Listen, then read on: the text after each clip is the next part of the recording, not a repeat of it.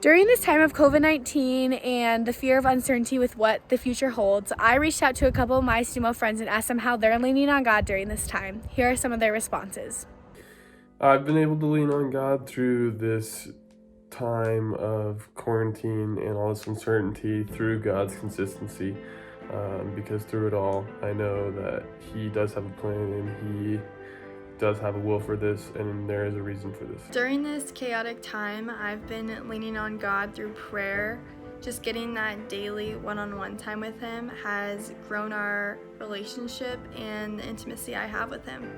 Right now, we're seriously living in such a crazy time, but the only thing constant in my life right now from before this time and now is my love and devotion to the Lord, and just seeing how He's moved in me. And it's just so beyond amazing to see all the people that are finding Christ through this situation and just finding the peace in it.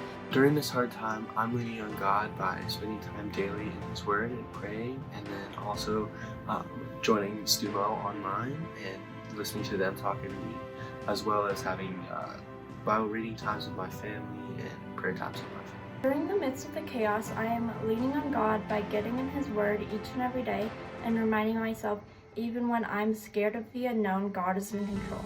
I lean on God during this time by thinking about just verses in the Bible. A verse that comes to my mind is Joshua 1:9. It says, "Have I not commanded you? Be strong and courageous. Do not be afraid, because the Lord your God is with you wherever you go."